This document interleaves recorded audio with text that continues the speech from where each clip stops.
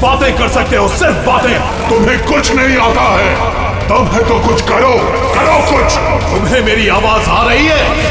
अगर मेरी आवाज आ रही है तो जैसा मैंने कहा है तुम्हें करना होगा। मार दो उसे, मेरा कहा मानो, और जो मैंने कहा है वो करो तुम। मार दो उसे। योर ऑनर, सारे गवाह और सबूत यही साबित कर रहे हैं कि खून प्रीतिका ने ही किए हैं। नहीं, जज साहब, ये सब झूठ है। झूठ तो आप बोल रही हैं प्रीतिका जी, खून आप ही ने किए हैं।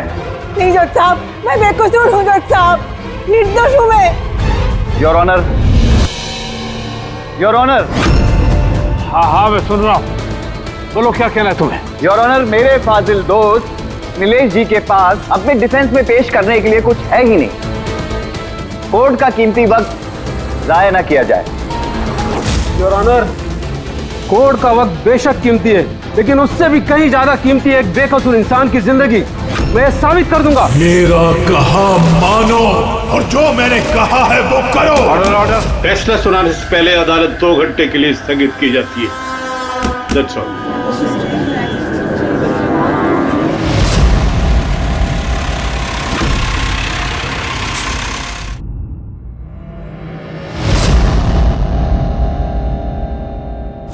श्रीकांत, तुम्हें उसे मारना होगा, तुम कर सकते हो ये। उसे जिंदा रहने का कोई हक नहीं है, उसका मरना जरूरी है। मार दो श्रीकांत।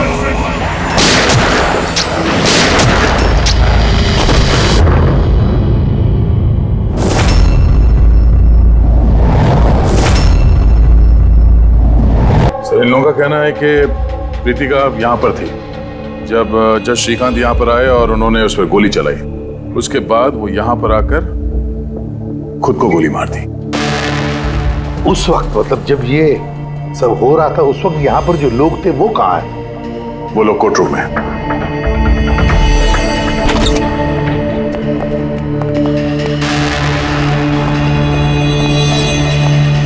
जरा डिटेल में बताइए क्या हुआ यहाँ पर। सर, एक केस की सुनवाई चल रही थी। जज श्रीकांत जी की हालत कुछ ठीक नहीं लग रही थी। उन्होंने 2 घंटे का रिसेशन लिया और अचानक चेंबर में आए और उन्होंने अपने आप को और प्रीतिका को गोली मार दी। लेकिन वो गन तो रखते ही नहीं थे।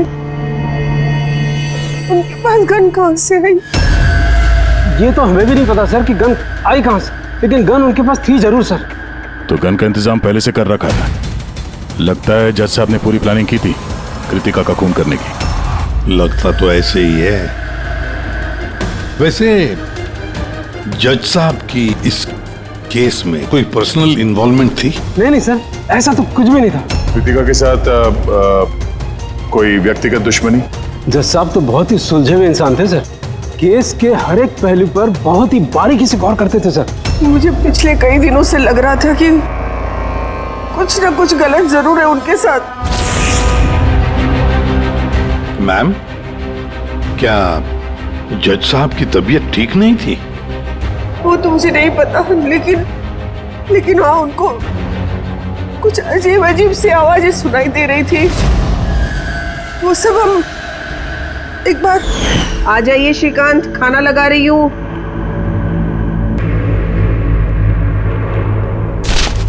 इन पड़ोसियों की जुबान पे लगा भी नहीं, जब देखो अनाप शनाप बकते रहते हैं। अरे क्या हुआ श्रीकांत, इतना क्यों चिढ़ रहे हो? पहले जाके इन पड़ोसियों का मुंह बंद करो, नहीं सुननी मुझे उनकी बकवास। कैसी बातें कर रहे हो श्रीकांत? पड़ोसी के बेचारे पिछले 1 महीने से लंदन गए हुए, और उनकी आवाज यहाँ तक कैसे आ सकती है? कुछ भी बात कर रहे हो आप श्रीकांत।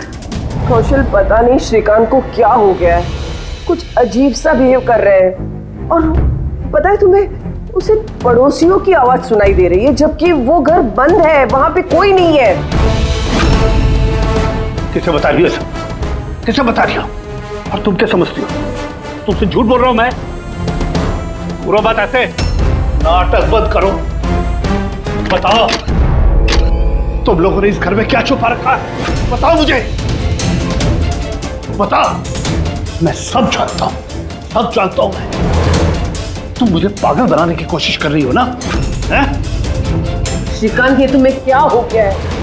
हाँ, अपनी हालत देखो क्या बना के रखी है। और यहाँ पे कोई नहीं है, किसकी आवाज सुनाई दे रही है तुम्हें? सुनाई दे रही है, मुझे उनकी आवाजें सुनाई दे रही। यही है, लेकिन मैं किसी की नहीं सुनूंगा, किसी की नहीं सुनूंगा। कहीं उन्हें कोई दिमागी बीमारी तो नहीं थी? नहीं सर, 15 अप्रैल तक तो ठीक थे, लेकिन हम रेड कैंडी हॉस्पिटल गए थे ना, उसके बाद ये सब कुछ होने लगा था उनके साथ। Red candy hospital?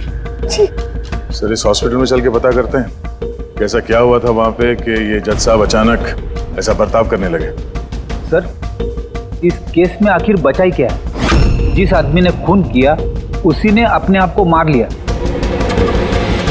वही तो पता लगाना है ना फ्रेडी, वही तो पता लगाना है कि एक जज ने अपने सामने वाले आरोपी को गोली क्यों मार दी, खून क्यों किया, और तो और उसके बाद में अपने आप पर भी गोली चलाई।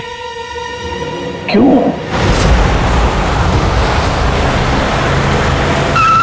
सर, हॉस्पिटल अथॉरिटी ने बताया कि जज श्रीकांत यहाँ पे साइकियाट्रिक ट्रीटमेंट के लिए नहीं बल्कि डेंटिस्ट से मिलने के लिए आए थे। कौन है डेंटिस्ट? कौन है? Sir, doctor Raman. Hello sir, बताइए मैं आपकी क्या मदद कर सकता हूँ? फिलहाल तो आप डॉक्टर रमन को बुलाइए और उनके असिस्टेंट को भी। डॉक्टर रमन, 15 अप्रैल को जज श्रीकांत आपसे मिलने आए थे ना यहाँ? जी हाँ सर, लेकिन सर उनकी मौत से मेरा क्या लेना देना? मुझसे सवाल क्यों? देखिए, हम बस ये जानना चाहते हैं, जब वो आपसे मिले थे तो वो दिमागी तौर से बीमार लग रहे थे? नो सर, मुझे तो ऐसा कुछ नहीं लगा। सर, उनको दिमाग की कोई बीमारी नहीं है और 9 साल से डॉक्टर रमन के पेशेंट है वो। 9 साल से? मतलब आप लोग उसके बारे में बहुत कुछ जानते होंगे। बहुत कुछ नहीं सर, सब कुछ। कुछ और क्या जानते हैं, जरा बता सकते हैं? सर, अभी बताने के लिए तो सिर्फ इतना ही है कि वो बहुत शॉर्ट टेम्पर्ड थे, बहुत जल्दी उन्हें गुस्सा आ जाता था, but he was not delusional. अगर उन्हें कोई दिमागी बीमारी नहीं थी तो फिर उन्हें वो आवाजें क्यों सुनाई दे रही थी? क्या हुआ क्या था उन्हें? पर सर, आप इसमें मेडिकल एक्सप्लेनेशन क्यों ढूंढ रहे हैं? हम लोग इतने मेडिकल एक्सप्लेनेशन क्यों ढूंढ रहे हैं? दया, कोई भी आम इंसान ऐसे ही अचानक से उठकर किसी पर गोली चलाता है, क्या ये नॉर्मल हो सकता है? नहीं, कुछ ना कुछ तो गड़बड़ जरूर है, कुछ तो हुआ है, पर क्या?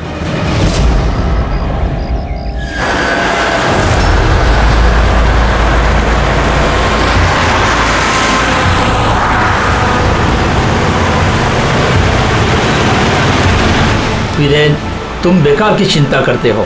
धनंजय की सिक्योरिटी टीम हमारे साथ है, हम सुरक्षित पहुंच जाएंगे।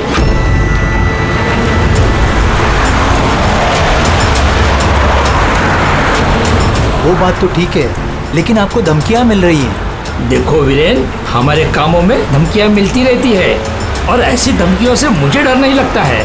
देखो, डर तो मुझे भी नहीं लग रहा, क्योंकि मुझे धनंजय और उसकी टीम पे पूरा भरोसा है।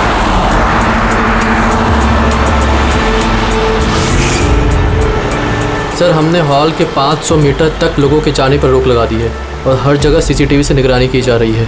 ये बहुत आसान है धनंजय, कायर मत बनो।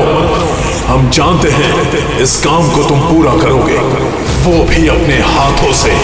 तुम सुन रहे हो ना धनंजय, तुम बुज़दिल नहीं हो तुम बुज़दिल। कायर मत बनो, इस काम को तुम पूरा करोगे। सर, क्या बता रहे थे तुम ब्लॉक बी के अरेंजमेंट के बारे में? सर, मैं ब्लॉक बी के बारे में बात नहीं कर रहा था। सर, आप ठीक है ना? आपकी तबीयत कुछ खराब लग रही है। मेरी तबीयत ठीक है, मैं ठीक हूँ।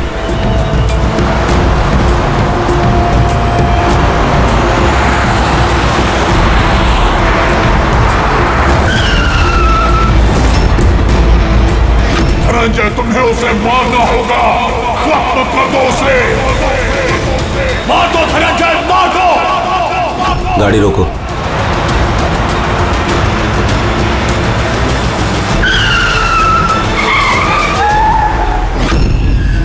ये इसने गाड़ी क्यों रोक दी?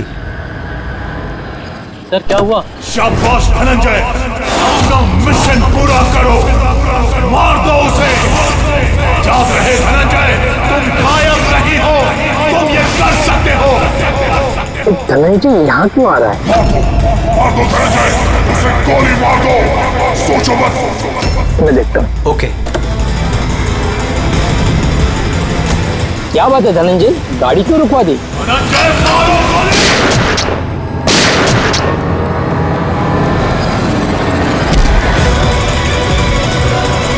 ओह माय गॉड! संजीव जी, आपको क्या हो गया? धनंजय, ये क्या कर दिया तुमने?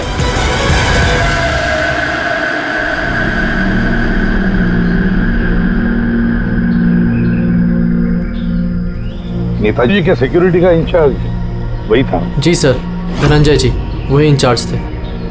कमाल है सर, जिसे बॉडीगार्ड रखा है उसी ने मार दिया। नेताजी को मारने की कोई खास वजह? सर ये तो धनंजय जी ही बता पाएंगे। ऐसे एक बात बता, गोली अंदर मारी या बाहर से? सर बाहर से मारी, कार के। धनंजय, धनंजय, सदमे में लगता है सर। तुम लोग क्या कर रहे थे? सर नेताजी की चिल्ड्रन फाउंडेशन की मीटिंग थी, वहाँ जा रहे थे। हमारी गाड़ी आगे थी और नेताजी की कार पीछे, और मैं धनंजय जी से नेताजी की सिक्योरिटी के बारे में बात कर रहा था, पर ये मेरी बातों में ध्यान नहीं दे रहे थे और कुछ खोए खोए से लग रहे थे सर। इनके चेहरे में एक अजीब सी बेचैनी थी। मैंने उनसे पूछा कि क्या हुआ, तो कुछ बहकी सी बातें करने लगे। सर जब श्रीकांत के साथ भी तो ऐसे ही हुआ था। कहीं ये दोनों केस एक जैसे तो नहीं है? और कोई साथ में था नेताजी के? वीरेंद्र जी सर। वीरेंद्र जी? जी सर। आप नेताजी के साथ थे ना? हाँ सर, मैं ही था। नेताजी ने आपको कुछ बताया इस धनंजय के बारे में? सर नेताजी हमेशा धनंजय की तारीफ किया करते थे, उनकी जान को खतरा था। अभी कुछ दिन पहले ही धनंजय ने उनकी जान बचाई थी। बड़ी अजीब बात है सर, कुछ दिन पहले जिस आदमी ने नेताजी की जान बचाई, आज उसी ने उनका खून कर दिया। एक गोली मारने के बाद धनंजय ने भागने की कोशिश की? नहीं सर, खुद को गोली मारने की कोशिश की थी सर। बड़ी मुश्किल से सिक्योरिटी वालों ने उन्हें रोका था सर। कमाल है सर, जज श्रीकांत ने खून करने के बाद अपने आप को गोली मार दी और इसने भी अपने आप को गोली मारने की कोशिश की। काम करते हैं, धनंजय को ब्यूरो ले चलते हैं, वहीं से उससे पूछताछ करेंगे। और फिर एक बात समझ में नहीं आ रही है दया, खून करने के बाद खूनी अपने आप को गोली मार लेता है, क्यों?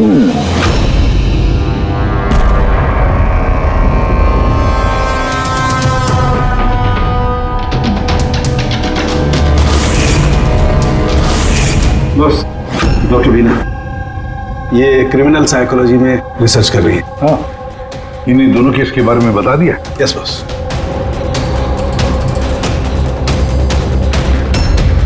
मेरा बेटा कहाँ है? मुझे उससे मिलना है। श्री नेताजी के सिक्योरिटी इंचार्ज धनंजय की माँ। उसे यहाँ क्यों लाए हो? देखिए, आपके बेटे ने नेताजी का खून किया है। जी नहीं, मेरा बेटा किसी की हत्या नहीं कर सकता। वो तो खुद बीमार है, उसकी दिमागी हालत ठीक नहीं है। क्या बीमारी है आपके बेटे को? पिछले कुछ दिनों से उसे कुछ आवाजें सुनाई देती है।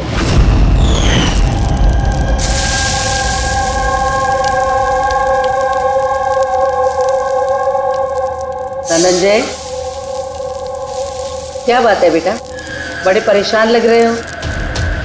ऑफिस में कोई प्रॉब्लम है क्या? कोई टेंशन? 2 दिनों से तुम मेरे साथ भी ठीक से बात नहीं कर रहे हो। कोई तो है यहाँ। सुनो ना, मैं तुम्हारी फेवरेट सब्जी बना रही हूँ, पालक की। इस घर में कोई तो है जो मुझसे बात कर रहा है। अरे मैं ही तो बड़बड़ा रही हूँ, दूसरा कौन बात करेगा घर में? कोई तो है हमारे अलावा इस घर में जो मुझसे बात कर रहा है। माँ, कोई तो है इस घर में हमारे अलावा। माँ, मुझे अजीब सी आवाजें सुनाई दे रही हैं। कोई मुझसे बात कर रहा है। हम दोनों के सिवा कोई नहीं है बेटा घर में। कोई है जो मुझसे बातें कर। बंद हो गई आवाज, फिर से आ रही है। कोई तो है माँ। कोई नहीं है, कोई नहीं है। अरे कोई तो है माँ यहाँ पर। कोई नहीं है बेटा, तुम यहाँ आ जाओ। लगता है तुम्हारी तबीयत ठीक नहीं है, अभी डॉक्टर के पास जाना चाहिए। लेकिन ऐसा तो स्किज़ोफ्रेनिया में होता है। स्किज़ोफ्रेनिया? हाँ, जैसे कि आप सभी लोग जानते हैं कि स्किज़ोफ्रेनिया एक मानसिक बीमारी होती है। ऐसे में पेशेंट को बहुत सारी आवाजें सुनाई देती हैं, लोग ना होने के बावजूद भी दिखाई देते हैं और पेशेंट अपने आप को मारने की कोशिश भी करता है। क्या आप मुझे बताएंगे कि इन दोनों पेशेंट की उम्र क्या थी? श्रीकांत जी की उम्र 50 साल और धनंजय 42 साल का। लेकिन इस उम्र में स्किज़ोफ्रेनिया नहीं होता। क्या मैं उनसे मिल सकती हूँ? मुझे पेशेंट से बात करनी है। हाँ बिल्कुल पूर्वी।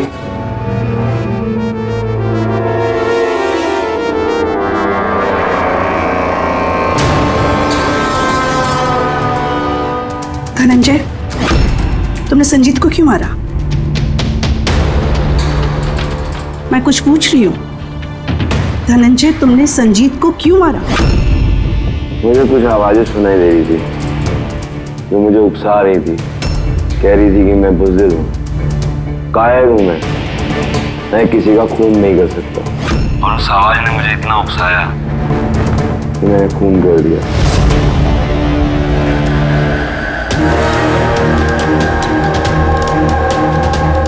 और ये तुम्हारा गाल? ये गाल क्यों सूजा हुआ है? मेरे दांत में इन्फेक्शन है। जज श्रीकांत, उनके दांत में भी इन्फेक्शन था सर? मेरे बेटे के भी दांत के इलाज के बाद ही उसकी तबीयत खराब रहने लगी। क्या? दांतों का इलाज करवाया उसके बाद में तबीयत खराब हो गई? किस डेंटिस्ट के पास इलाज करवा रहा था वो? Doctor Raman, red candy hospital. Red candy hospital गए थे ना, उसके बाद ये सब कुछ होने लगा था उनके साथ। है ना बड़ा अजीब कोइंसिडेंस। धनंजय और श्रीकांत दोनों का भी दांत का प्रॉब्लम, दोनों का डेंटिस्ट भी एक, और ट्रीटमेंट के बाद दोनों की तबीयत भी बिगड़ जाती है। ये कैसा कोइंसिडेंस? गड़बड़ है, बहुत बड़ी गड़बड़ है। इस धनंजय और जज श्रीकांत के दांतों का एक्सरे निकलवाओ, पता तो चले सारा चक्कर है क्या।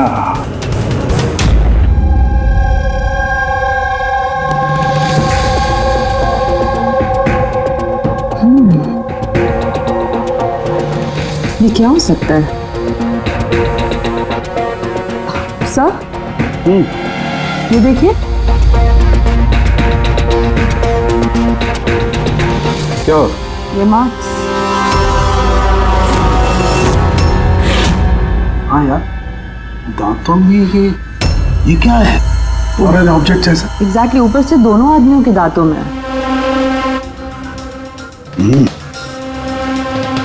दोनों आदमियों के दांतों में कुछ फॉरेन बॉडी जैसा कुछ।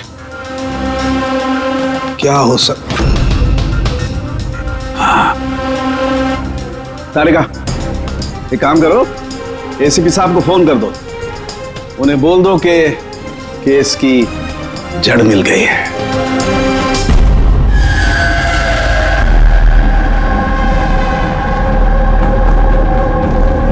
ये देखो बॉस, दोनों के दांतों में इस तरीके की चिप। ये तो बग है। हाँ, ये बग ही है। सर, ये तो जासूसी में इस्तेमाल होने वाला ट्रांसमीटर जैसा कुछ है। बॉस, इसके जरिए ही श्रीकांत और धनंजय को वो आवाजें सुनाई देती थी। तो ये चिप ट्रिगर का काम कर रही थी। इसी के जरिए वो उकसाने वाली आवाजें उनके कानों तक पहुंच रही थी और वो लोग किसी की जान तक लेने को मजबूर हो गए। मुझे तो लगता है ये काम डॉक्टर रमन का ही है। उन्होंने ही दांतों की ट्रीटमेंट की थी। पूछताछ करनी पड़ेगी डॉक्टर रमन से, और एक एक्सपर्ट को भी बुलाओ। ट्रांसमीटर के बारे में पूरी जानकारी लेते हैं उससे। डॉक्टर रमन, दांत में ट्रांसमीटर लगाने का काम कब से शुरू कर दिया आपने? ट्रांसमीटर? हाँ, किस ट्रांसमीटर की बात कर रहे हैं आप सर? उसी ट्रांसमीटर की बात कर रहे हैं जो जज श्रीकांत और सिक्योरिटी ऑफिसर धनंजय के दांत में फिट किया गया था। देखिए, मेरा यकीन कीजिए, मैंने कोई ट्रांसमीटर नहीं लगाया है। ये क्या बकवास कर रहे हैं आप? डॉक्टर साहब, दांतों में ट्रांसमीटर क्यों लगवाएंगे? सर, आप हमारे हॉस्पिटल को बर्बाद करने पे तुले हैं।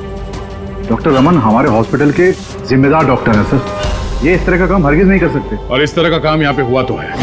हमें श्रीकांत और धनंजय के दांत से ये ट्रांसमीटर मिला है। और इन्हीं ट्रांसमीटर्स की वजह से वो दोनों भी स्किज़ोफ्रेनिक बन गए। सर वो दोनों मेरे बहुत पुराने पेशेंट हैं। श्रीकांत 9 साल और धनंजय 2 साल। सर भला मैं अपने पेशेंट के साथ ऐसा क्यों करूं? ये तो आप बताइए ना, क्यों लगाया ट्रांसमीटर? मेरा यकीन कीजिए, मैंने कोई ट्रांसमीटर नहीं लगाया। क्योंकि डॉक्टर रमन के पास ट्रांसमीटर बनाने और उससे मोलार इम्प्लांट्स की ट्रेनिंग ही नहीं है। ये सिर्फ डॉक्टर हैं, दांतों के अच्छे डॉक्टर। और सर हम यहाँ पे दांत लगाते हैं, बनाते नहीं। दांत तो बाहर से ऑर्डर देने पे आता है। कहाँ से ऑर्डर करते हैं आप ये दांत? डेंजा बायोकेयर। डेंजा बायोकेयर। रेडी पंकज, डॉक्टर रमन की चेम्बर्स अच्छी तरह से चेक करो, एक एक कोना छान मारो। और कितने लोगों के दांत इम्प्लांट किए हैं? जी लगभग 20 लोगों का। अच्छा, तो उन सभी लोगों के नाम और पता चाहिए हमें। दया हो सकता है इन 20 लोगों की जान को खतरा हो।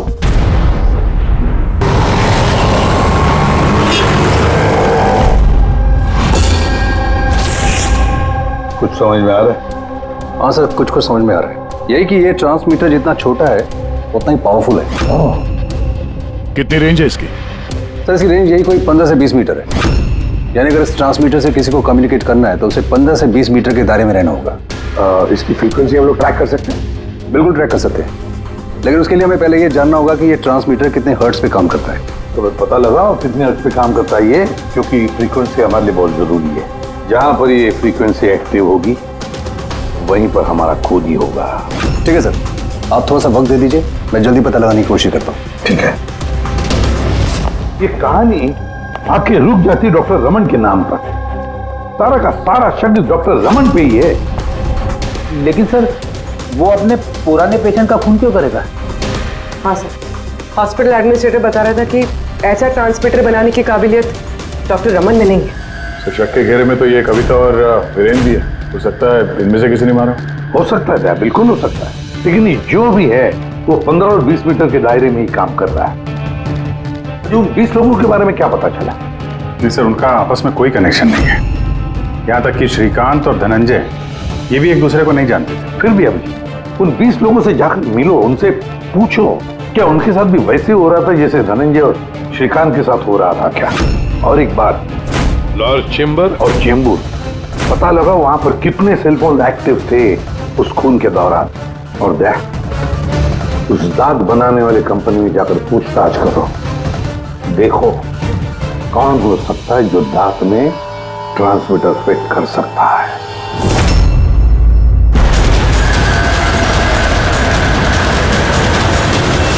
विनय आपका ही नाम है? जी हाँ, मेरा ही नाम है। सॉरी मैंने आपको पहचाना नहीं। हम सीआईडी से। सर मुझसे कोई गलती हुई क्या? नहीं, अब गलती नहीं हुई। एक्चुअली एक केस के सिलसिले में हम कुछ पूछताछ करने आए हैं। आपके दांतों में कुछ प्रॉब्लम थी ना? हाँ। ये इलाज कहाँ कराया था आपने? रेड किडी हॉस्पिटल। इलाज के बाद से कुछ तकलीफ हुई है? आई मीन कुछ अजीब अजीब आवाजें सुनाई देती हों, या जैसे कोई ऑर्डर दे रहा है कुछ करने के लिए? नहीं ऐसा तो कुछ नहीं हुआ, लेकिन 1-2 बार दर्द हुआ था। वो तो नॉर्मल है, दांत लगवाएंगे तो थोड़ा बहुत दर्द तो होगा ही। ठीक है, अगर ऐसी कोई तकलीफ हो तो फौरन हमें बताइएगा। और हाँ, किसी अनजान आदमी के बहकावे में नहीं आना है और किसी के बुलाने पे किसी अनजान जगह नहीं जाना है। ओके जी, ध्यान रखिएगा। जी सर। डॉक्टर रमन बहुत अच्छे हैं। दांत लगाने के बाद से मुझे जरा सी भी तकलीफ नहीं है। आपको कोई आवाजें सुनाई दे रही? क्या मतलब है इसका? नहीं, जिन जिन लोगों को भी डॉक्टर रमन ने दांत लगाए हैं उनमें से कुछ लोगों को अजीब सी आवाजें सुनाई दे रही हैं। नहीं, मेरे साथ तो ऐसा कुछ भी नहीं हुआ है। अच्छा, अगर ऐसा कुछ भी हो आपके साथ तो आप हमें प्लीज इन्फॉर्म करिएगा। या श्योर। आप लोग यहाँ पे दांत बनाते हो या मिनिएचर ट्रांसमीटर? क्या मतलब सर? मतलब ये कि यहाँ पे दांतों में ट्रांसमीटर फिट किए जाते हैं, खून करने की साजिश रची जाती है यहाँ पे। हा? नहीं सर, आप लोगों को गलतफहमी हो गई है। हम इस तरह के इलीगल काम नहीं करते हैं। इलीगल काम हुआ है यहाँ पे। ये देखिए, रेड कैंडी हॉस्पिटल में आप लोगों ने दांत भेजे थे ना? जी हाँ मैडम। उसके अंदर ट्रांसमीटर फिट किए गए थे। जज श्रीकांत और सिक्योरिटी ऑफिसर धनंजय, उनके दांत यहीं पे बने थे ना? एक मिनट सर, मैं चेक करता हूँ।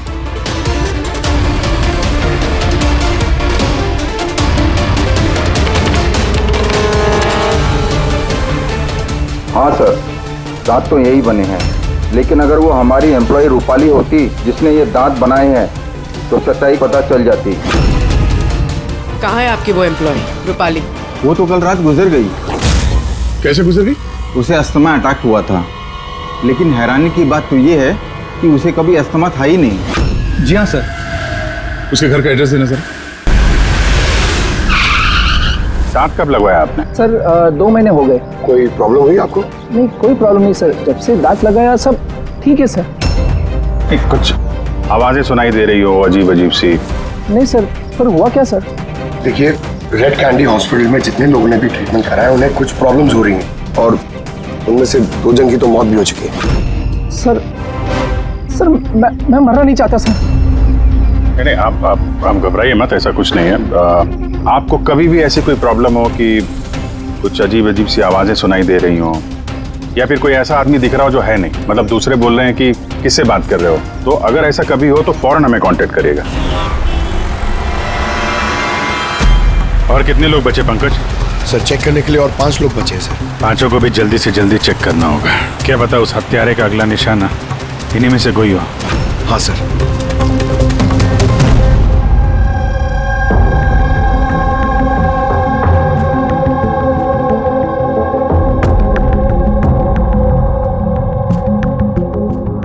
हाँ भाई, पता चला कि नहीं कुछ?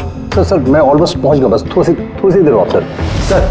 हाँ फ्रेंड, जज श्रीकांत और संजीत का संबंध है सर। अच्छा, कैसा संबंध है? सर ये केस फाइल देखिए। 2009 में एक डॉक्टर रिसर्च कर रहे थे, लेकिन उसकी ग्रांट नेताजी संजीत ने कैंसिल कर दी। और इस डॉक्टर का प्रैक्टिस करने का लाइसेंस कैंसिल किया नेताजी संजीत ने, और उसे सजा सुनवाई जज श्रीकांत ने। नाम है डॉक्टर ललित। सर ये डॉक्टर ललित है कौन? पता लगाना पड़ेगा ये डॉक्टर ललित है कौन और किस बात पर रिसर्च कर रहा था। तो आपकी बेटी ने टूथ इम्प्लांट करवाया था? हाँ, अभी 2 दिन पहले ही कराया था इम्प्लांट रेड कैंडी हॉस्पिटल से। सर जिस दिन से टूथ इम्प्लांट करवाया है अजीब अजीब बातें करती है और बहुत डरी हुई भी है। मॉम, क्या हुआ, कुछ चाहिए? कोई आया क्या घर में? कोई भी तो नहीं। नहीं मॉम, कोई तो है घर में। मैं हूँ, तुम हो, और पापा तो हांगकांग में है, और कोई आएगा तो बेल बजाएगा ना। बेल भी तो नहीं बजी है। पता नहीं मॉम क्या हो रहा है, जब से सोकर उठी हूँ ऐसा लग रहा है कि घर में कोई है और मेरे बारे में अजीब अजीब सी बातें कर रहे हैं मुझसे। समझ में नहीं आ रहा है। मेरी तबीयत तो ठीक है। कोई सपना देखा क्या? नहीं मॉम, कोई सपना नहीं देखा। लगता है मेरे कान बज रहे हैं। मॉम प्लीज एक काम करो, मुझे एक कप चाय दे दो मेरे रूम में, मेरा सर घूम रहा है। तो अभी जिया कहाँ है? उसे मैंने साइकियाट्रिस्ट के पास भेजा है, बैंड्रा। देखिए आप उस साइकियाट्रिस्ट का एड्रेस दीजिए, हमारा अभी उससे मिलना बहुत जरूरी है। नंबर ले लो। जिया, आज तुम्हें वो काम खत्म करना है। तुम्हें उसे किसी भी हालत में मारना है। जिंदा मत छोड़ना उसे, मार दो उसे। आज उसका अंत होना ही चाहिए।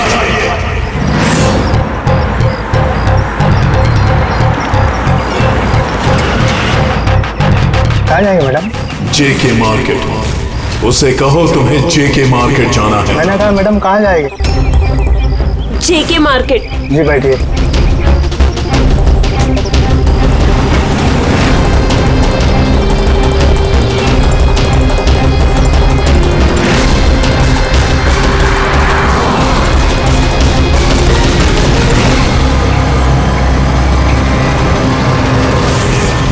तुम डरपोक हो तुम, कुछ नहीं कर सकती तुम, 1 नंबर की डरपोक हो।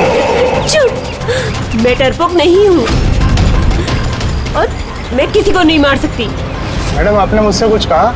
हाँ, अब नहीं, मैंने कुछ नहीं कहा। नहीं, कुछ नहीं कहा मैंने। मैं कहाँ बात कर रही हूँ?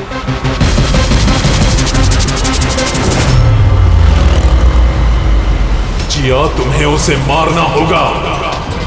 तुम उसे जिंदा नहीं छोड़ सकती, तुम्हें उसे मारना होगा जिया, मारना होगा तुम्हें। नहीं, मैं किसी का खून नहीं करूंगी। किसी का भी नहीं। अरे भैया, गाड़ी क्यों रोक दी? मैडम, गाड़ी आगे नहीं जाएगी। क्यों नहीं जाएगी? मैंने कहा है मैडम, गाड़ी आगे नहीं जाएगी। अगर ले जाना ही नहीं था तो बैठाया क्यों? मैडम, आप उतरती है या मैं गाड़ी से उतर जाऊं?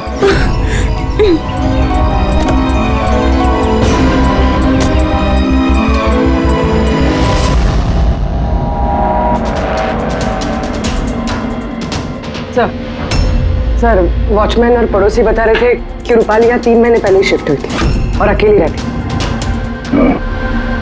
फिर चेक करते हैं अच्छी तरह से।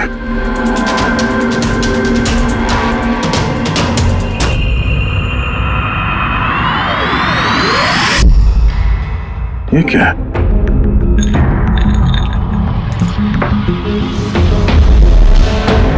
इतने सारे एयर ट्रांसमिटर्स।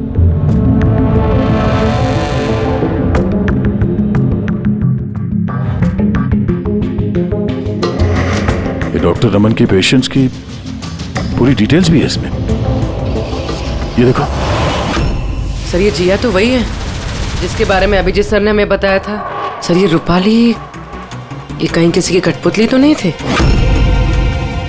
हो सकता है। शायद खुनी को पता चल गया होगा कि हम लोग रूपाली तक पहुंच जाएंगे, इसलिए मार दिया उसे।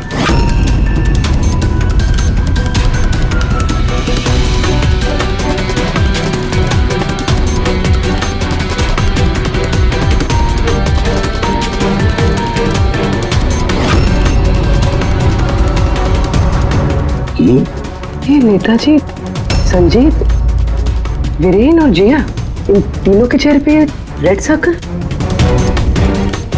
नेताजी के चेहरे पे क्रॉस मारा हुआ।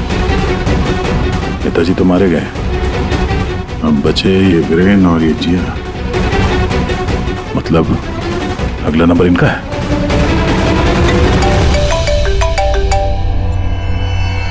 हाँ जी, ये जिया साइकेट्रिस्ट से मिलने के लिए गई थी, लेकिन वहां पहुंची ही नहीं है। अच्छा, हमें यहाँ रूपाली के घर में एक तस्वीर मिली है जिसमें नेताजी, संजीत, वीरेन और जिया है। ये नेताजी के चेहरे पे तो क्रॉस मारा हुआ है, पर इन दोनों के चेहरे पे लाल पेन से सर्कल बना हुआ है। कहीं ऐसा तो नहीं कि ये जिया वीरेन को मारने के लिए गई है? एक काम करो, तुम वीरेन को अलर्ट करो, पता करो वो कहाँ है। तब तक मैं जिया की लोकेशन ट्रैक करता हूँ और हम लोग मिलते हैं। ओके? या चलिए, सर वीरेन को फोन लगाना।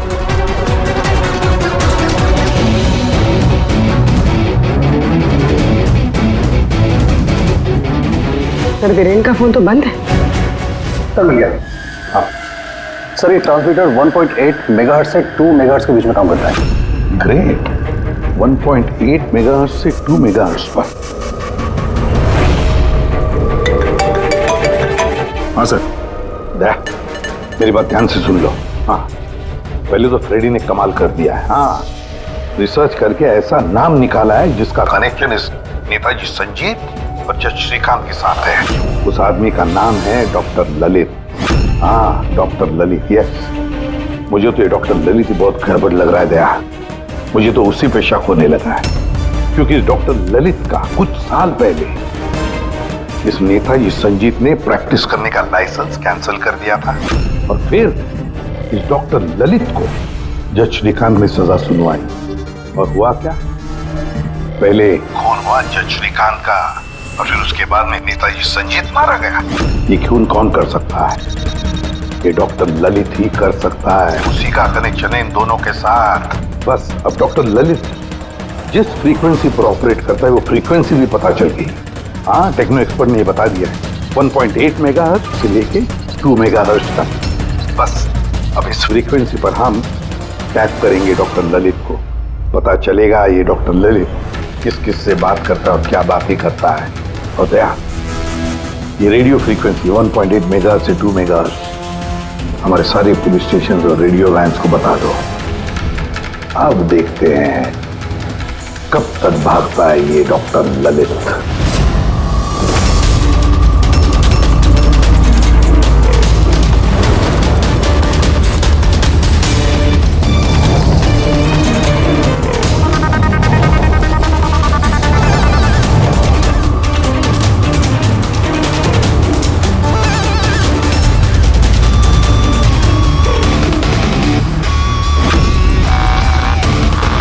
इस फ्रीक्वेंसी पे कोई हरकत नजर नहीं आ रही। जब भी बोलेगा पकड़ा जाएगा। पूरी मुंबई इस फ्रीक्वेंसी को हर 5 किलोमीटर में ट्रैक कर रही है।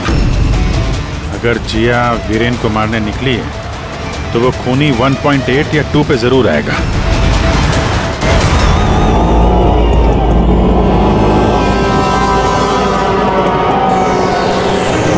जाओ जिया, अपने काम को अंजाम दो। ये कौन हो सकता है जो संजीत के खूनी के बारे में मुझे बताने के लिए यहाँ बुलाया है? जिया, उसे मारना होगा तुम्हें। उसे जिंदा रहने का कोई हक नहीं है।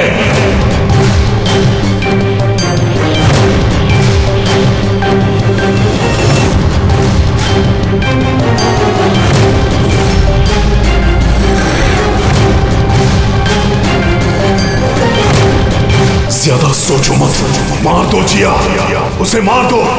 उसे जिंदा रहने का कोई हक नहीं है। उसकी तरफ देखो, पहचानो उसे, वो तुम्हारे सामने है। Kill him। उसे जिंदा रहने का कोई हक नहीं। उसी की आवाज है, फ्रीक्वेंसी लोकेट करो। देखो, अपनी बैग से गन निकालो।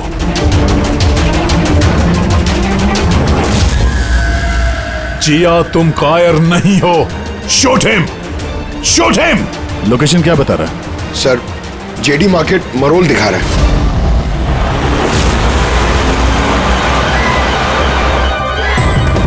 कम ऑन जिया, मारो, मारो उसे। सर, ये क्या हो रहा है? ये मुझे क्यों मारना चाहती थी?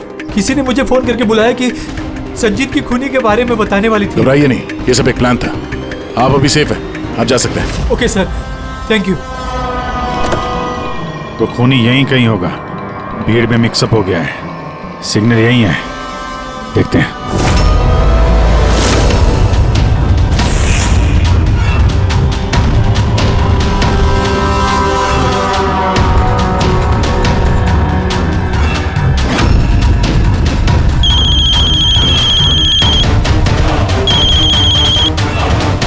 हेलो, अभिजीत बोल रहा हूँ। कभी हमसे भी मिल लिया करो। अरे इधर उधर क्या देख रहा है? तेरे पीछे हूँ। डॉक्टर ललित,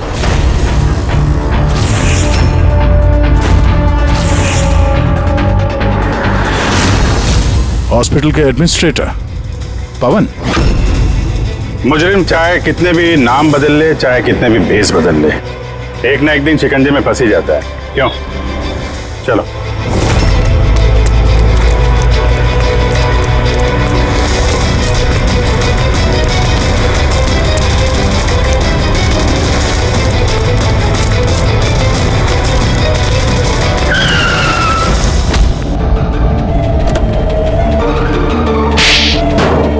जज श्रीकांत और नेताजी संजीत, इन लोगों का खून क्यों करवाया तुमने? उससे बदला लेना चाहता था। बदला? लोगों ने मेरी जिंदगी बर्बाद कर दी थी। कैसा बदला? मैं एक होनहार डॉक्टर हूं। मैं स्किज़ोफ्रेनिया नाम की बीमारी पर उसके ट्रीटमेंट के लिए एक्सपेरिमेंट कर रहा था, वो भी वर्थलेस लोगों पर। मेरी असिस्टेंट जिया ने एचओडी वीरेन को कंप्लेन कर दी और एचओडी वीरेन ने नेताजी संजीत से मेरी ऑफिशियल कंप्लेंट कर दी। और नेताजी संजीत ने तुम्हारा ये एक्सपेरिमेंट रुकवा दिया? हाँ, मेरा प्रोजेक्ट बीच में ही रुक गया। तो फिर जेल किस लिए गए थे तुम? मेरी लापरवाही की वजह से एक आदमी की मौत हो गई थी। जज श्रीकांत ने मुझे बिना कुछ सोचे समझे 10 साल की सजा दे दी। मेरे डॉक्टर होने का रुतबा छीन गया मुझसे। तो इन लोगों को मार के अपना खोया हुआ रुतबा हासिल कर रहे थे तुम। रमन और रूपाली, इन दोनों का क्या इन्वॉल्वमेंट था? जेल से बाहर आने के बाद मैंने अपने दुश्मनों को ट्रैक करना शुरू कर दिया। मैं उनके अंदर एक डिवाइस फिट करना चाहता था जिससे उनको कुछ पता ना लगे। डॉक्टर रमन और रूपाली मेरी इसमें मदद कर रहे थे। उन लोगों ने कैसी मदद की? जब श्रीकांत और जिया को दांतों में प्रॉब्लम थी, वो अपने चेकअप के लिए डॉक्टर रमन के क्लिनिक पे जाते थे। नेताजी संजीत के दांतों में कोई प्रॉब्लम नहीं थी, बल्कि उनके बॉडीगार्ड धनंजय को दांतों में प्रॉब्लम थी। मैंने उसे फ्री डेंटल चेकअप का लालच दिया और डॉक्टर रमन के क्लिनिक पे भेज दिया। डॉक्टर रमन ने उन्हें नया दांत लगाने की सलाह दी और मेरे कहने पे रूपाली ने उनके दांतों में डिवाइस फिट कर दिया। और रूपाली सब करने के लिए मान गई? हाँ। क्योंकि मैं रूपाली से प्यार करता था। हम दोनों ने मिलकर एक डेंटल क्लिनिक खोला था। रूपाली इस काम में मेरी मदद कर रही थी। तो फिर उसका खून क्यों किया तुमने? क्योंकि जब श्रीकांत और नेताजी के मरने से आप उस तक पहुंच जाते और वो मेरा नाम ले देती, इसलिए मैंने उसे हमेशा हमेशा के लिए चुप करा दिया। फिर बदला लेने के लिए क्या कुछ नहीं किया तुमने? इतनी सफाई से खून किए, पर फायदा क्या हुआ? आखिर में पकड़े गए ना? मेरा मिशन किसी को मारना नहीं था सर, मैं बस अपने आप को जीनियस साबित करना चाहता था। मैं चलते फिरते इंसानों को हथियार बना सकता था। अगर यही दिमाग किसी अच्छे काम में लगाते तो आज मुजरिम नहीं बनते और जिंदगी भर जेल की सलाखों के पीछे सड़ते नहीं। दरवाजा खोलो, कोई है बाहर? दरवाजा खोलो। लगता है हमारी आवाज सुनने वाला कोई नहीं है बाहर।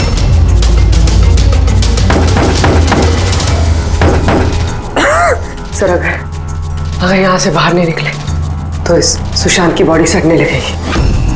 हाँ, और अगर सुशांत की बॉडी सड़ गई तो खून ही बच जाएगा, सारे सुराग मिट जाएंगे।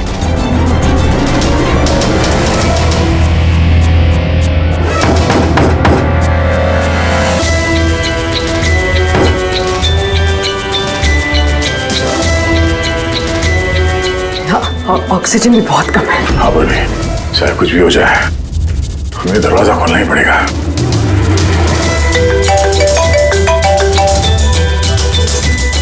हाँ सर। सुनो, वो चिप नहीं मिली अभी तक, हम पूरी कोशिश कर रहे हैं। सर अंदर यहाँ इस कमरे में ऑक्सीजन लेवल बहुत कम है सर। अगर जल्दी से ये दरवाजा खोला नहीं गया तो। घबराना मत, अब तुम्हें जल्द से जल्द बाहर निकाल लेंगे। उर्वी, हौसला रखना। धीरे धीरे सांस लो,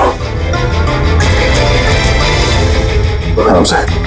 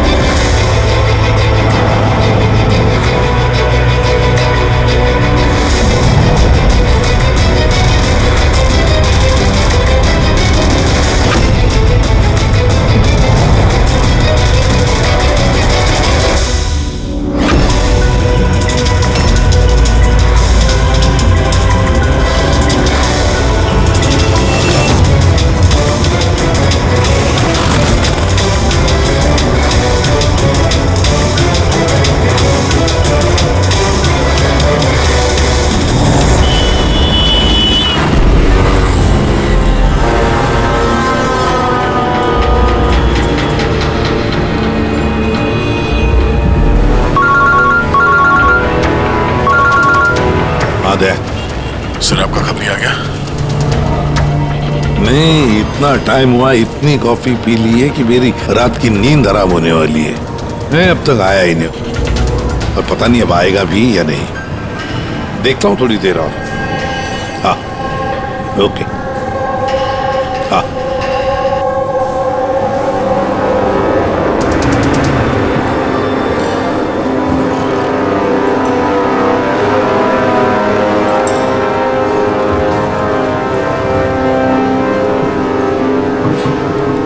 कॉफी अच्छी है ना? बहुत अच्छी है साहब। पक्का? पक्का।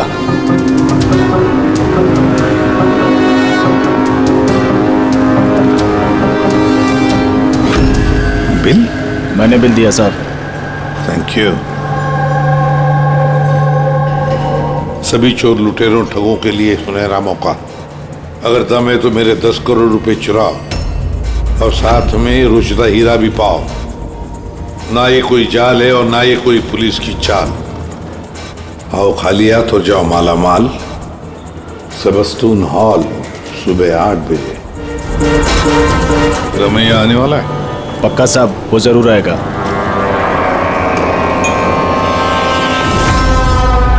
मैं आप सबका बहुत बहुत बहुत स्वागत करता हूं।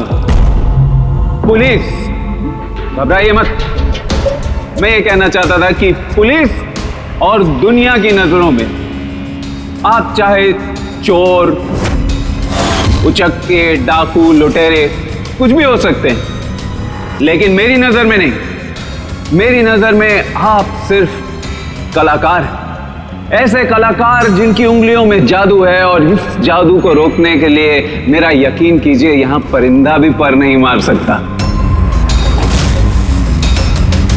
अब मैं आप लोगों को एक बहुत ही राज की बात बताने जा रहा हूं।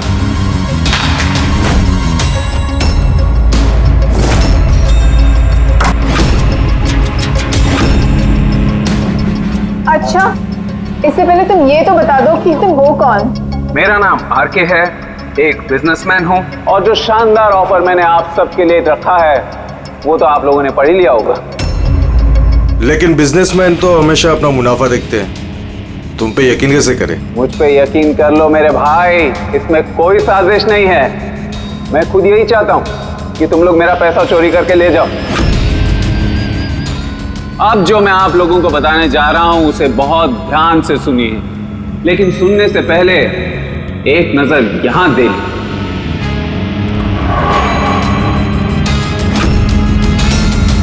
तो क्यों ना इस हीरे का साक्षात्कार किया जाए। लेकिन उससे पहले मैं बुलाना चाहूंगा अरविंद जी और सुमन जी को। जोरदार तालियां इनके लिए।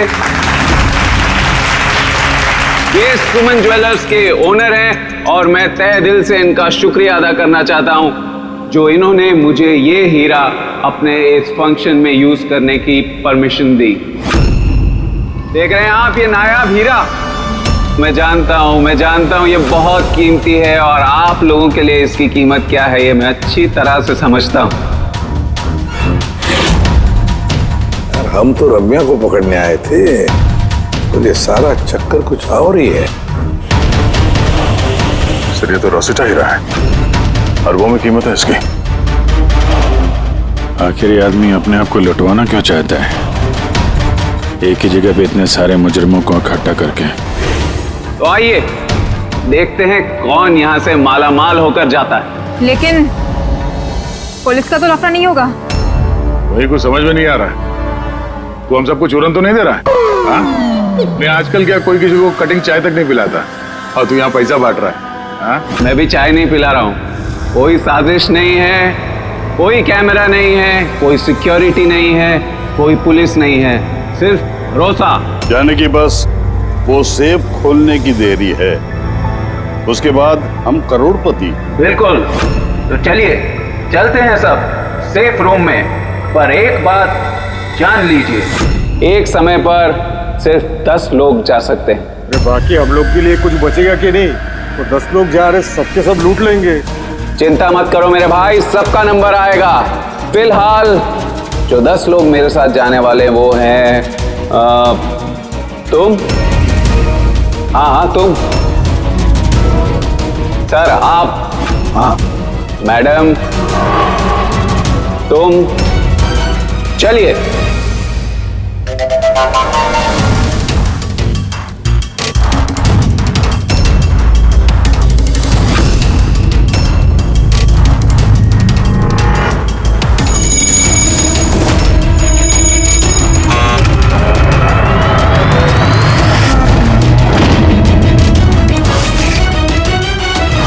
आओ।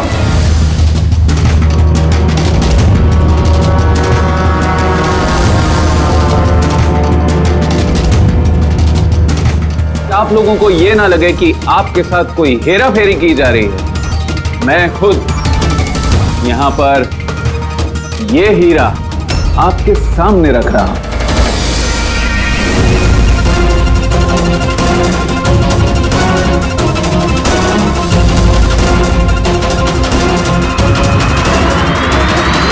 और ये हैं वो 10 करोड़ रुपए जो बेसब्री से आप सबका इंतजार कर रहे हैं। एक और बात मैं आप सबको बता दूं, इस कमरे में ना कोई सीसीटीवी है ना हिडन कैमरा। तो क्या आप लोग तैयार हैं अपनी जिंदगी बदलने के लिए? मेरे को मालूम था अपनी जिंदगी एक दिन यू टर्न मारेगी और मैं खुद का हेलीकॉप्टर में उड़ेगा। लेकिन मेरा हेलीकॉप्टर तुम्हारे हेलीकॉप्टर से पहले उड़ जाएगा। मैं और मेरी टीम अब ये तिजोरी बंद कर देंगे। शीतल, पिंकी, अमर, सुवीर, ये मेरी टीम है। आइए।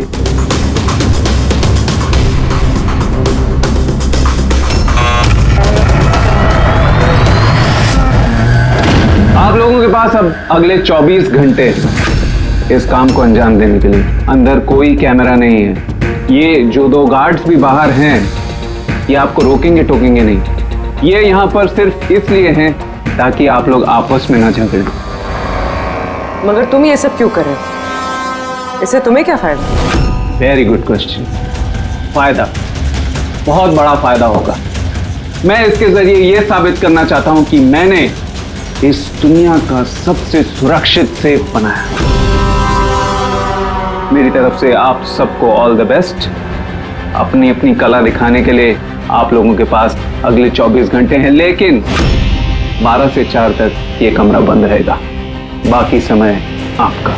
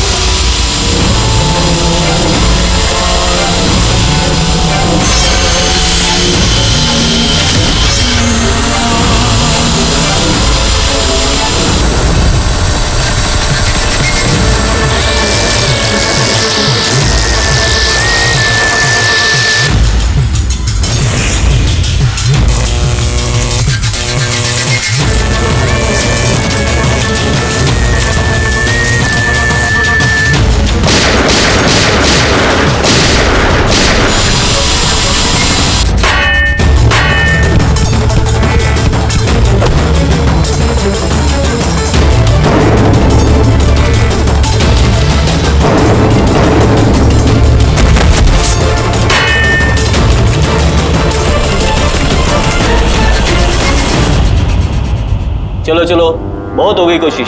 12 बज गए, टाइम खत्म हुआ। बाकी की कोशिश 4 बजे के बाद होगी। चलिए।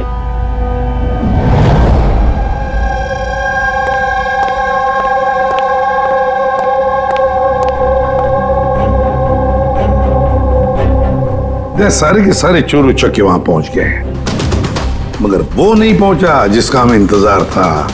और रमैया सर, मेरी समझ में तो ये नहीं आ रहा है कि ये आरके इतना रिस्क क्यों ले रहा है। ये सिर्फ पब्लिसिटी करने के लिए कोई इतना सारा पैसा दांव पे कैसे लगा सकता है? हाँ सर, अगर 1 करोड़ की ऐड कर देता टीवी या अखबारों में तो बहुत बड़ी पब्लिसिटी हो जाती। ये सचमुच किसी ने तिजोरी खोल ली तो? नहीं फ्रेडी, ये पब्लिसिटी के लिए नहीं हो रहा है। ये पब्लिसिटी की आड़ में ये कुछ बड़ी खिचड़ी पका रहा है आरके। इसकी कुंडली निकाली क्या? हाँ सर, मैंने उसके बारे में पता किया। वो तिजोरी बनाने के बिजनेस में काफी साल से हैं, पर पिछले 2 साल से उसका धंधा कुछ मंदा चल रहा था। और मार्केट में उड़ती उड़ती खबर ये है कि ये कुछ बड़ा करने वाला है। कर दिया ना उसने सर। ये चोर और लुटेरों को दावत देने से बड़ा कारनामा और क्या हो सकता है? सर, उन तीनों चोरों की कुंडली निकाल ली जो पार्टी में बात कर रहे थे। उसमें एक को तो मैं अच्छी तरह से जानता हूं, दिनकर। दुनिया का कोई भी सेफ हो यूं चुटकी में खोल लेता है। 10 साल के लिए जेल में था वो। हाँ सर, और 2 साल पहले ही जेल से छूटा है। बाहर निकलने के बाद शराफत की जिंदगी जी रहा है। तो फिर 2 साल बाद अचानक फिर से जुर्म की दुनिया का दरवाजा खटखटाने क्यों पहुंच गई? बाकी के दो? सर, एक का नाम तो सिद्धेश, तिजोरी तोड़ने में एक्सपर्ट है सर। उससे बेटर तिजोरी कोई नहीं तोड़ सकता है। आरी का इस्तेमाल करता है, कभी वो सरिया का इस्तेमाल करता है, आग और लेजर से भी तिजोरी तोड़ता है सर। मतलब औजार एक्सपर्ट। तीसरा? अर्पिता नाम है उसका। जिम्नास्ट है, चुस्त और फुर्तीली, चीते की तरह भागती है और छिपकली की तरह बड़ी बड़ी बिल्डिंगों पे चढ़ जाती है। कीमती पत्थर और डायमंड्स परख सकती है सर। और सर वो अर्जुन सपोटा की बेटी है। अर्जुन सपोटा की बेटी? अर्जुन सपोटा दया दुनिया का कोई भी ताला वो खोल सकता था, कोई भी ताला। चाबी बुलाते थे उसको, चाबी। हाँ सर भाई, 4 साल पहले उसकी मौत हो गई, मगर मरने से पहले अपना सारा हुनर और अपनी सारी कला अपनी बेटी को विरासत में दे गया। सर, इतने सारे महारथियों को एक साथ एक छत के नीचे बुलाया गया, अब सिर्फ एक तिजोरी खोलने के लिए तो नहीं होगा। ऐसा लगता है कि किसी दूसरे जुर्म की प्लानिंग के लिए ये लोग वहां पे इकट्ठा हुए हैं। हाँ दया, और इस प्लानिंग का सारा राज उस तिजोरी में ही छुपा है। ये तिजोरी हमें खोलनी पड़ेगी।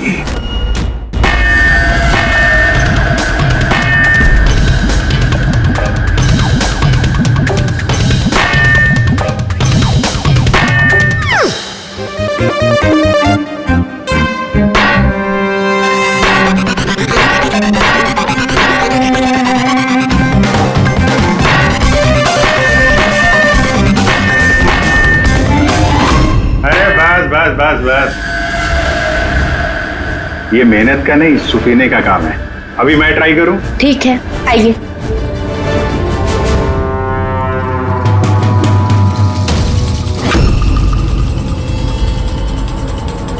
Excuse me.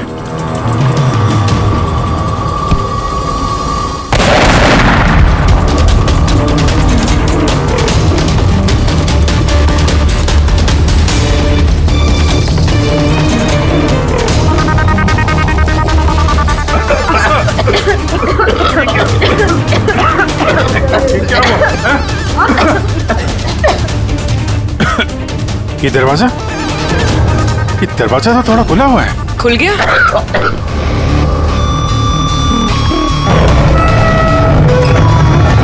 Oh no, Heera? Oh my God,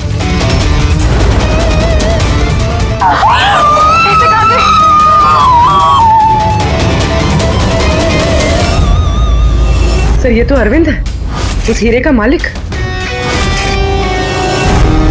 He's no more, sir. आप हटो यहाँ से, हटो हटो, पुलिस को बुलाना होगा, पुलिस हाथ में गई, हाथ में जरूरत नहीं है। सीआईडी से आप हटिए। चल पीछे, कोई हिलेगा नहीं। यही खड़े रहो, कोई कहीं नहीं जाएगा।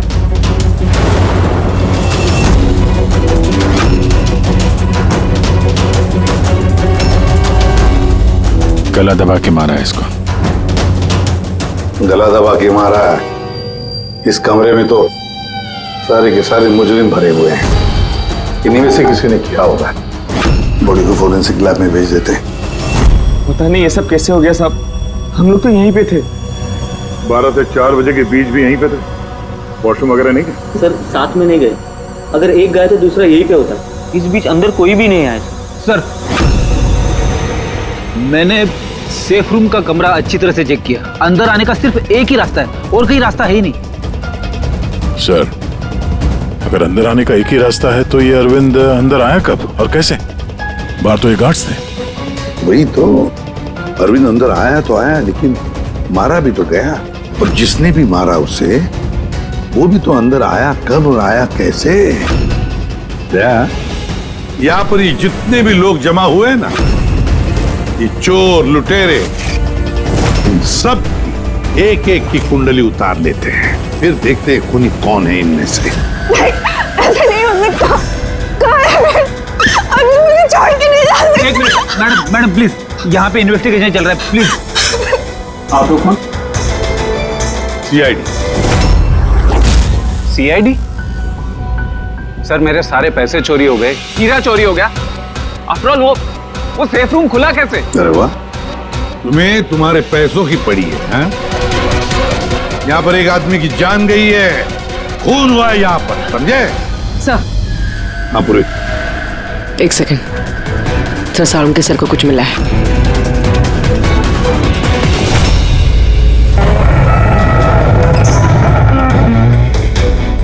बॉस, ये तिजोरी बारूद के धमाके से नहीं खोली है, इसका ताला और बाकी के मैकेनिज्म अभी भी सही सलामत है।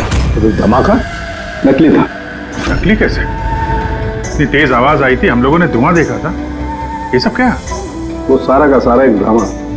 थोड़ा सा बारूद इकट्ठा करके धमाका किया गया और बाकी चीजों के लिए पायरोटेक्निक का इस्तेमाल किया गया, जैसा फिल्मों में स्पेशल इफेक्ट के लिए किया जाता है। अगर ये धमाका नकली था तो ये सेफ खुला कैसे? शायद ये सेफ पहले से ही खुला होगा। इम्पॉसिबल।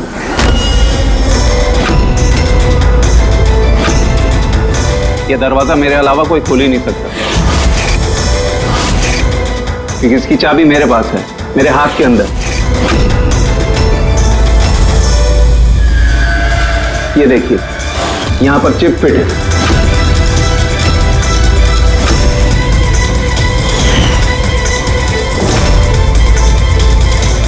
हाँ सर, सेफ रूम की चाबी RFID चिप में है, जो सिर्फ आरके सर के हाथ में लगी चिप की फ्रीक्वेंसी मैच होने पर ही खुलेगी। अगर ये सेफ तुमने नहीं खोला, फिर किसने खोला? रात के 12 और 4 बजे के बीच में कहाँ थे तुम? सर, हम लोग होटल सीमा में थे, इसी की सक्सेस पार्टी के लिए। तो होटल सीमा में CCTV कैमरे तो लगे ही होंगे? डेफिनेटली सर, होना ही चाहिए। एक मिनट सर, मैं आपको बता सकता हूं कि ये पैसे किसने चुराए होंगे। अमर, जल्दी मेरे केबिन में आओ। अमर, फुटेज दिखाओ। जी सर। ये देखिए सर, 12 से 4 बजे की सेफ रूम की CCTV फुटेज। सेफ रूम का फुटेज? तुम तो कह रहे थे कि उस कमरे में कोई कैमरा नहीं। सर, अब चोरों को कौन सच बोलता है? और कौन कौन जानता है इस खुफिया कैमरे के बारे में? सर, सिर्फ मैं और मेरे 4 असिस्टेंट्स। गार्ड को भी नहीं पता? जी नहीं सर। तो फास्ट फॉरवर्ड करो। जी सर।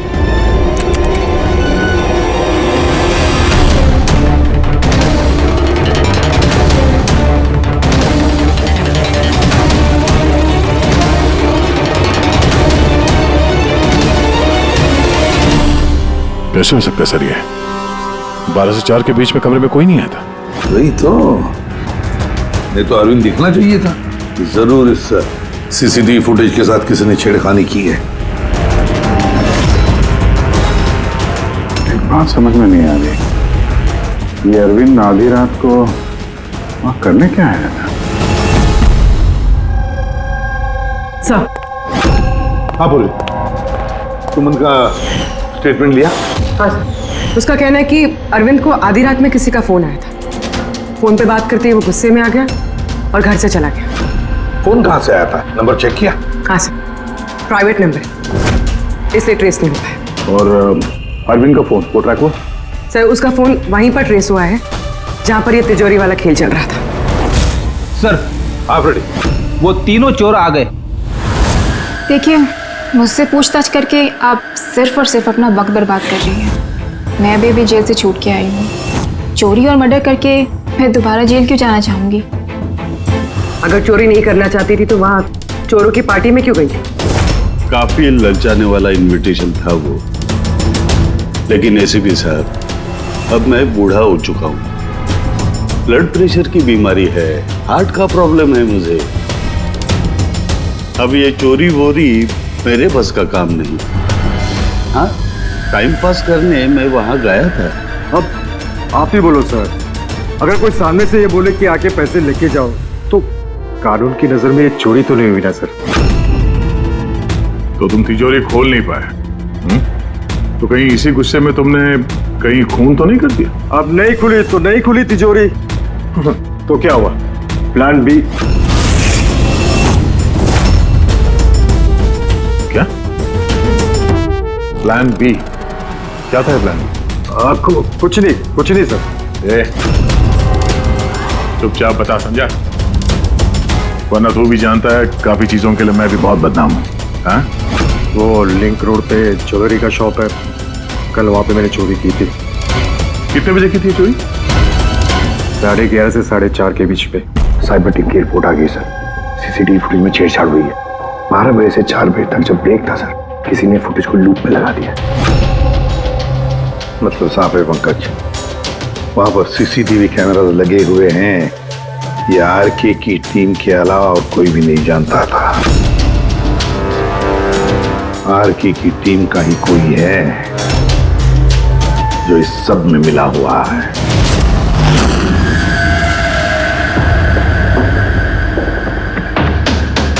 क्या कह रहे हैं आप? मेरी टीम में कोई गद्दार है? ये दूसरा सेफ रूम है ना? जी हाँ, मेरा ही डिजाइन है, उसी का दूसरा मॉडल समझिए। लगभग बहुत सारे फीचर्स भी सिमिलर है। यानी ये भी वैसे ही खुलता है तुम्हारे हाथ के चिप से? या मैं दिखा देता हूँ आपको।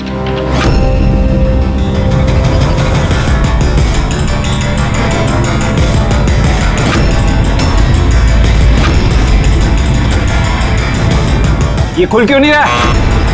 What's the problem, Sheetal? Check करो, ये खुल क्यों नहीं रहा है?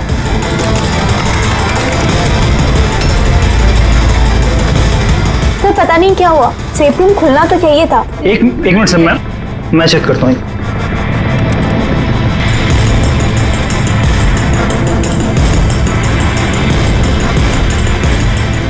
ओ नो, क्या हुआ? सर किसने लॉक का कोड चेंज कर दिया? कोड? ऐसा कैसे हो सकता है? कौन कर सकता है ये? एक मिनट कोड बदल दिया मतलब? किसी ने सर का कोड चेंज कर दिया है, अब ये सेफ रूम सर के चिप से भी नहीं खुल पाएगा। क्या? तो फिर कैसे खुलेगा ये? आरके, आप कह रहे थे कि ये दोनों सेफ रूम जो आपने बनाए ओरिजिनल है, ये वाली और वो दूसरी वाली भी? जी हाँ। तो फिर हो सकता है तो दूसरी वाली जो सेफ रूम है वो भी शायद इसी चिप से खोली गई हो। यानी उस सेफ रूम को खोलने के लिए मुजरिम को आरके की जरूरत नहीं पड़ी होगी। हाँ, उसी चिप से उसने वो सेफ रूम खोल दिया, पैसे लूट लिए वहां से और अरविंद का खून कर दिया। सर मुझे तो लगता है ये असिस्टेंट लोग ही हैं। सीसीटीवी फुटेज के बारे में सिर्फ इनको पता था। सर हम ऐसा क्यों करेंगे? अगर थोड़ी भी गड़बड़ होती है तो शक तो हम पे ही जाएगा ना। ऐसा क्यों करेंगे ये तो हमें पता करना पड़ेगा। आरके, आपके पास ये चिप को डिटेक्ट करने के लिए कोई डिवाइस है, कोई इक्विपमेंट? जी हाँ, मेरे पास एक रिमोट चिप रीडर है। गुड। दूसरा?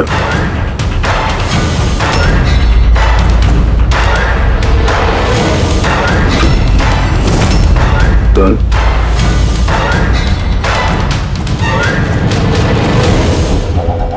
इनके तो किसी के हाथ में भी ये चिप नहीं है। हमारा फोर्थ असिस्टेंट अमर कहाँ है? अमर आया नहीं अभी और आएगा भी नहीं। कहाँ रहता है वो? पिंकी। आइए सर। सर चलिए। सर एक बात समझ में नहीं आ रही है, अगर ये सब अमर ने किया है तो फिर सिक्योरिटी वालों ने उसे देखा कैसे नहीं? सिक्योरिटी से फिर से पूछताछ करनी पड़ेगी। सीधे सीधे बता, तुम दोनों गार्ड में से कौन मिला हुआ है ज्वेलर अरविंद के खून में? मैंने कुछ नहीं किया साहब, मैंने कुछ नहीं किया। मेरा तो पेट खराब था जिसकी वजह से मुझे बार बार बाथरूम जाना पड़ रहा। पर सुशांत पूरे वक्त ड्यूटी पे था साहब। कहाँ है सुशांत? बुलाओ से। सुशांत को तो अभी आप लोगों ने फोन करके वापस बुलाया ना क्राइम सीन पर। क्या? हमने कब बुलाया? तो ऐसा तो नहीं कि बहाना बना के निकल गया हो सकता है। बेटी, इनसे सुशांत का एड्रेस ले लो और उस एड्रेस पे जाके चेक करो। तब तक हम लोग क्राइम सीन देखते हैं।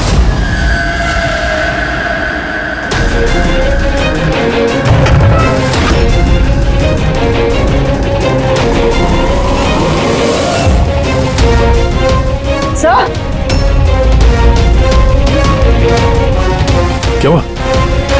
ओह नो, सुशांत भी मारा गया। पेट पे गोली लगी है, लगता नहीं इसने खूनी को देखा भी होगा।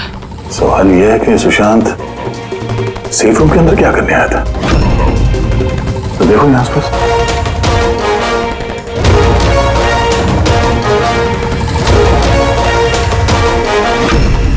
सर खून।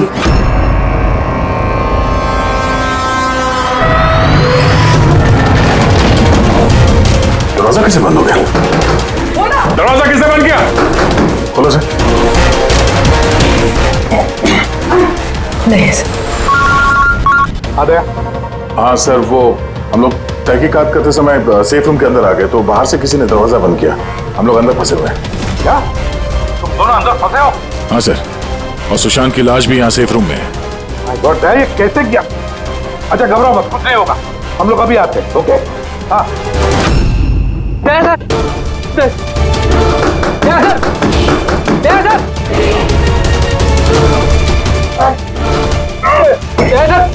क्या तुम्हें जल्द से जल्द बाहर निकाल लेंगे। पूर्वी, हौसला रखना।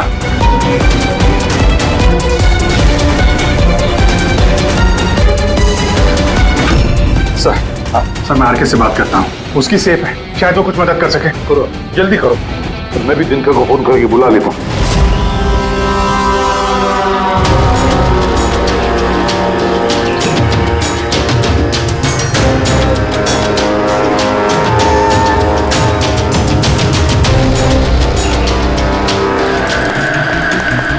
अरे बॉस, दया और पूर्वी कैसे? यार फिलहाल तो ठीक है उनकी हालत, लेकिन तिजोरी में ऑक्सीजन खत्म होते जा रहा है।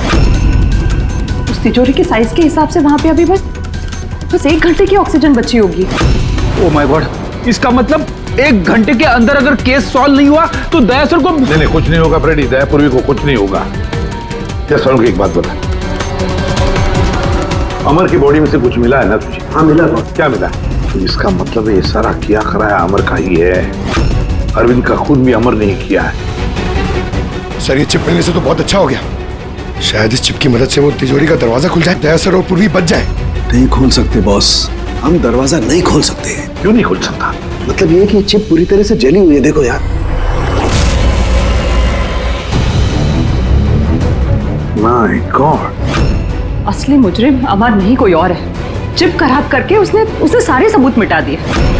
सब पूर्वी और दया को बचाने के लिए और कोई तरीका नहीं है। तरीका है, तरीका है। दया और पूर्वी को बचाने के लिए हमारे पास सिर्फ 50 मिनट बाकी है, और इस 50 मिनट में हम पहुंचेंगे इस मुजरिम तक, जरूर पहुंचेंगे।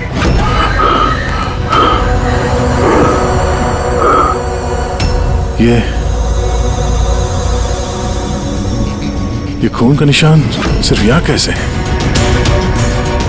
ओ वाह, खून का निशान यहाँ।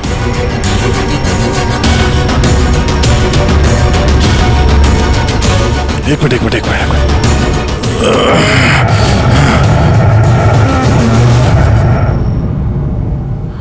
खुफिया दरवाजा, सेफ रूम के अंदर खुफिया दरवाजा। इसका मतलब जब इसे गोली मारी तभी दरवाजा खुला था, इसलिए खून के निशान यहाँ पे भी है और इस खुफिया जगह की तरफ भी है।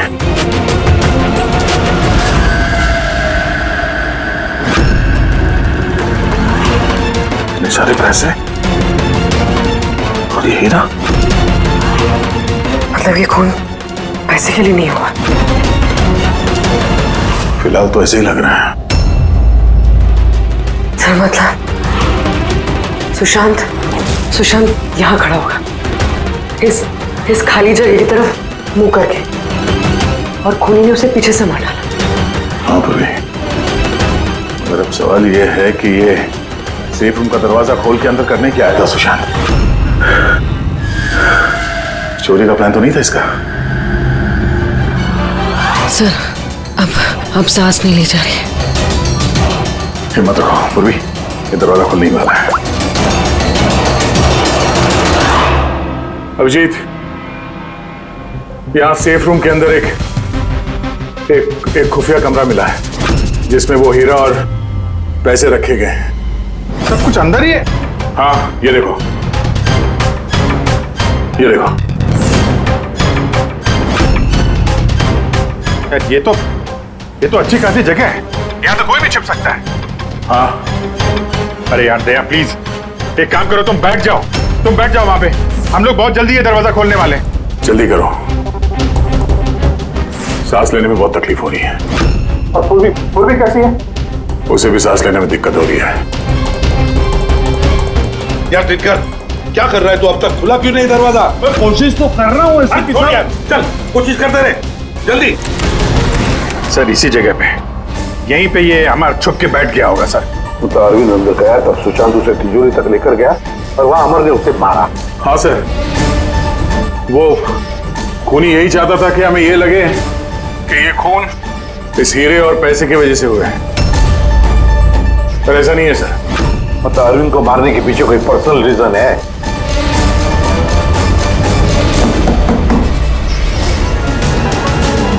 राहुल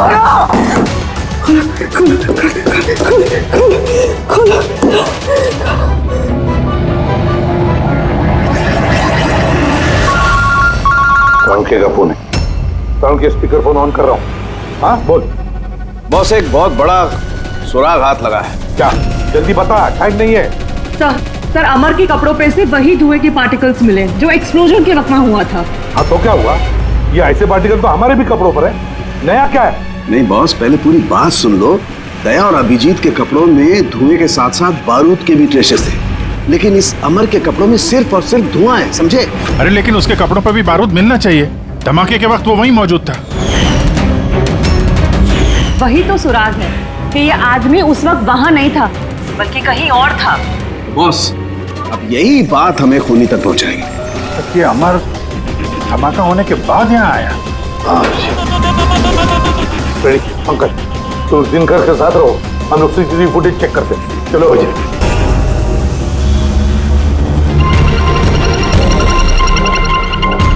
सर ये अमर धमाका होने के बाद सेफ से बाहर निकला है। किसी को इशारा कर रहा है सर। जरूर जूम करो दूसरे आदमी पर, देखिए तो सही।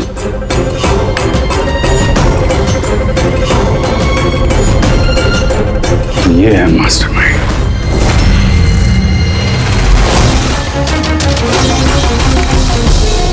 पुणे मिल गया, हमारी कस्टडी में। That's good news, sir. Sir वो चिप नहीं चिप नहीं मिली उसके पास। अरे तो मतलब सर हम लोग दया सर और पूर्वी को बाहर निकाल नहीं पाएंगे? निकालेंगे। सॉरी एसीपी साहब, मेरी जिंदगी भर का अब अनुभव धरा का धरा रह गया। ये सिर्फ मैं नहीं खोल सकता, अब इन्हें भगवान ही बचा सकता है। 1 मिनट दिनकर, इन्हें तो भगवान बचाएगा ही, पर इसे भी बचाएगा। सुवीर नाम है इसका। इसी की थी सारी प्लानिंग। सर ये आरके का असिस्टेंट? हाँ, दया और पूर्वी की तरह ये भी एक एक सांस के लिए मोहताज हो जाएगा। क्यों दिनकर? सही कर रहे ना हम? तुम्हारे बेटे सुवीर को उस सेफ में बंद करके।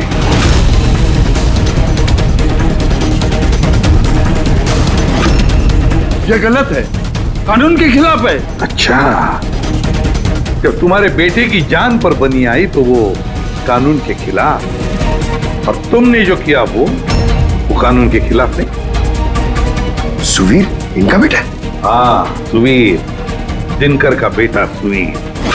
मगर तुमने देखा है ना दिनकर की वो मुड़ी हुई उंगली, ये वो ये दरवाजा खोलने की कोशिश कर रहा था।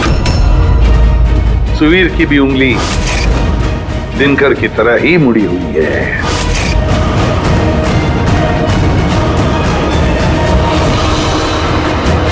तो क्या हुआ? मुड़ी हुई उंगली तो किसी की भी हो सकती है। मगर इस केस में जेनेटिक्स का कमाल है। चाहे तो डीएनए टेस्ट कर सकते हैं, लेकिन रिजल्ट आने में बहुत देर हो जाएगा और सुवीर दम तोड़ चुका होगा। क्यों? हाँ, है वो मेरा बेटा। अगर उसको कुछ हुआ तो अंदर दया और पूर्वी भी मर जाएंगे।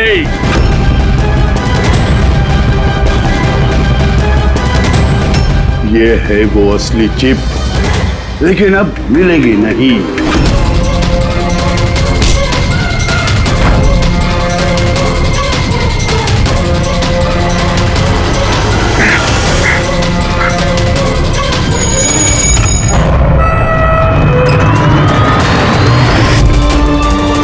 दया, दया, दया, दया आंखें खोलो। दया, एम्बुलेंस। किस बात का बदला लेना चाहते थे तुम, आरके और अरविंद? उनकी वजह से मैं 10 साल जेल में था। मगर पुलिस रिकॉर्ड में तो ऐसा कुछ नहीं लिखा। मुझे भी बहुत देर बाद पता चला कि इसके पीछे उनका ही हाथ था, क्योंकि मैंने उनके यहाँ कई चोरियां करके उनकी नाक में दम कर रखा था। पापा को उन पर शक था और इस शक को यकीन में बदलने के लिए पापा ने मुझे आरके के पास नौकरी करने के लिए भेजा। और जब तुमने कंफर्म कर दिया कि आरके और अरविंद ही है दिनकर के जेल जाने के पीछे, उसके बाद दिनकर ने साजिश रचनी शुरू कर दी। तो क्या गलत किया मैंने? मेरे जेल जाने के बाद मेरी बीवी और बच्चे पैसे पैसे के लिए मोहताज हो गए, मगर किसी ने मदद नहीं की उनकी। मेरी बीवी डिप्रेशन में चली गई, उसने आत्महत्या कर ली। ये सुशांत और अमर भी तुम लोगों के लिए काम कर रहे थे? जी सर, सुशांत को हमने पैसे दिए थे दूसरे गार्ड के खाने में दवाई मिलाने के लिए, जिससे उसका पेट खराब हो गया और हमें अपने जुर्म को अंजाम देने का मौका मिल गया सर। अमर को 1 करोड़ रुपए दिए थे हमने उस सेफ का कोड बदलने के लिए, इसलिए एक चिप उसके पास थी और एक हमारे पास। और अमर का इस्तेमाल किया तुमने अरविंद को मारने के लिए भी। अमर से अरविंद को देर रात को फोन करवाया और झूठ बुलवाया कि आरके अरविंद को धोखा दे रहे हैं। और अरविंद भागते भागते यहां तक आया, इस सेफ डिपॉजिट वॉल्ट तक, अपनी मौत के मुंह में। जी सर, हमने यही सोचा था कि अरविंद को वहीं मार देंगे और सेफ रूम में डाल देंगे और किसी को पता नहीं चलेगा। हमारी किस्मत खराब थी सर कि उसी वक्त दूसरा गार्ड वहां पहुंच गया और मजबूरी में हमें उसे उस कमरे में छुपाना पड़ा जहां पैसा और हीरा था। फिर धमाका होने का इंतजार किया उसने ताकि धुएं की आड़ में बाहर निकल सके।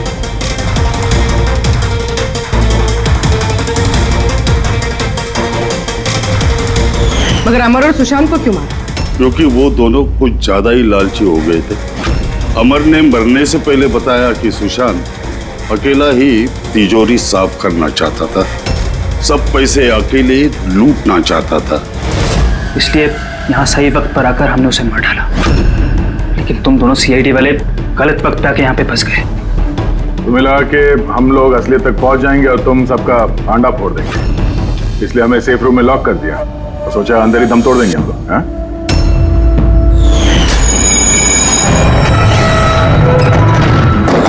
बदले की आग में तुमने 3 लोगों की जानें ले ली।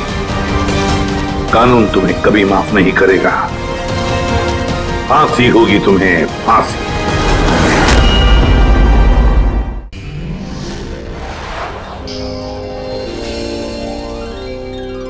सीआईडी के और भी मजेदार और सस्पेंस से जुड़े एपिसोड्स को देखने के लिए हमारे चैनल को सब्सक्राइब करें और बेल आइकॉन दबाना ना भूलें।